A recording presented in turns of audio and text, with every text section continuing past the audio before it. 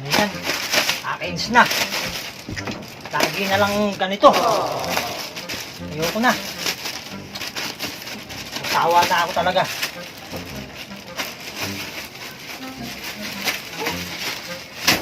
Lagi na lang ganito. Akins talaga.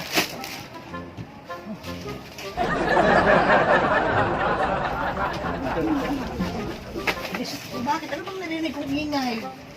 Hanggang sa baba, dinidinig kong ingay ng ano. Bakit? Ano Alis na ako, Nay. Bakit? Eh, di masi eh. Oh. Anak mo. Lagi na lang ganyan.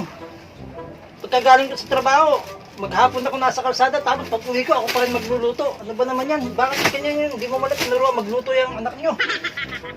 Alam mo yan, di ba bago kayo kinasal, sinabi ko na sa'yo. Yan, Nad, yung anak ko na yan talaga, hindi marunong magluto. Takot nga magsindi ng kalan eh. Pero anong sabi mo sa akin? Nay, kaya ko yan. Ako na bahala. Oo nga, Nay. Ikaso nga kasi, ang tagal na eh. Ilang taon na kami nagsasama.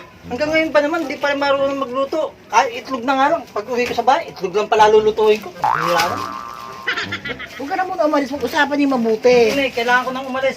Baka dumating pa yun. Yung kunting problema lang yun, sa pagluluto lang, makasisira ang Hindi, pamilya Nay. niyo. Kailangan ko na talaga umalis. Alis na ako talaga. Alis na ako. Ayan muna, halika muna dito. Usap muna tayo.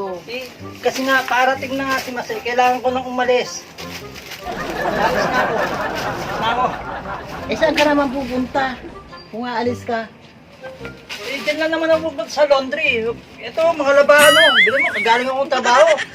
Tapos pag uwi ko, maglalaba pa ako. Ano ba naman, gabi na oh. Baka magsara pa. Alis na talaga ako na. Alis na ako. Magsara pa yung laundry. Akala ko naman, mag-iwalay na kayo. Para maglulundri ka lang. Ewan ko sa'yo, lagi mo na akong ginaganyan eh. Lagi mo na akong pinag-aalala. Talagang lalaki na ito ah. Akala ko pa naman, tutok kang lalayas. Yung pala, maglulundri ka lang. Ewan ko sa'yo. Lagi mo na akong ginaganyan. Alala ko ba ako? Yung pala, maglalaba ka lang. Baso, lalayas ka. Wala ka naman pupunta. Kung saan ka pupunta.